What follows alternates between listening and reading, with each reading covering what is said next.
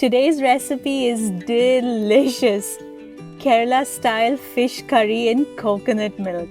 You can use whichever fish you want, but this gravy that combines coconut milk and tamarind and spices and curry leaves, it's just mind-blowing. Let's make this together. I'm using the bhetki fish, also called Asian sea bass or barramundi. We are going to start by coating the fish with some salt and turmeric powder. This step is optional though, so do it if you like.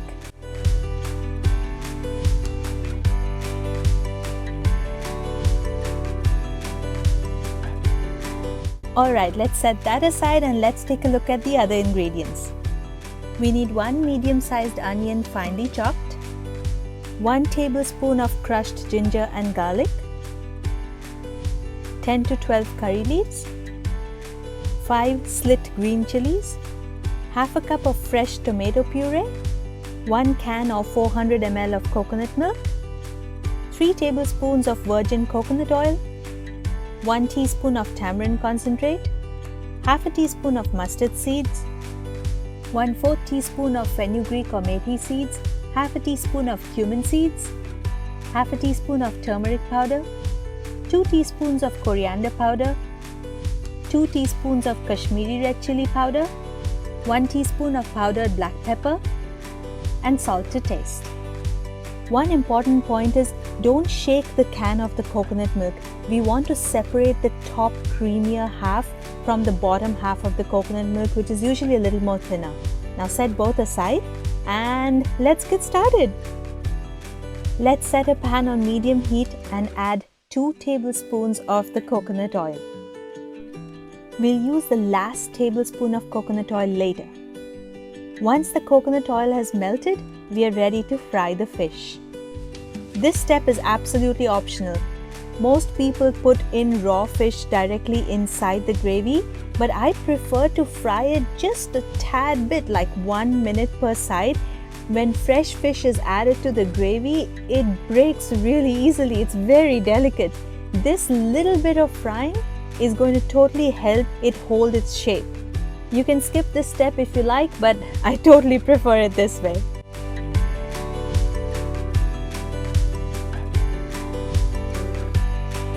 Okay, all done. Now let's set that aside. To the same pan, add mustard seeds, fenugreek seeds or methi seeds, cumin seeds,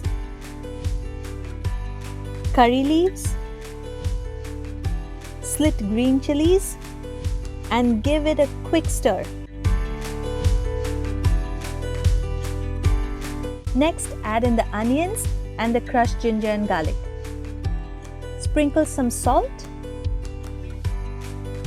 We want to stir fry this till the onions look translucent. It should take approximately 3 to 4 minutes, not more.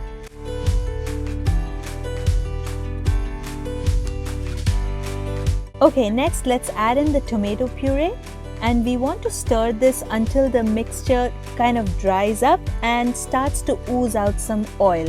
It should take around 5 minutes or so.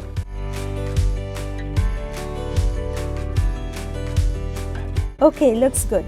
Now let's add in turmeric powder, coriander powder, Kashmiri red chili powder or normal red chili powder if you like it hotter, and black pepper powder. Now let's mix that quickly. Don't stir this too long, if not the spices will burn.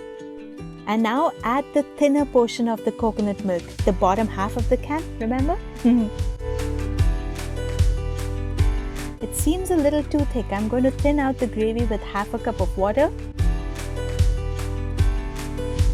Now we are going to cover this and let this simmer on low heat for 5 minutes.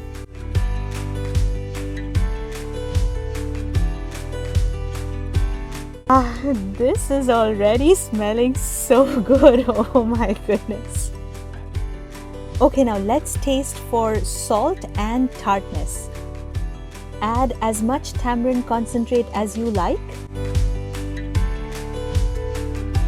And it's time to add in the fish. Hey, are you enjoying the recipe so far? Then press that like button.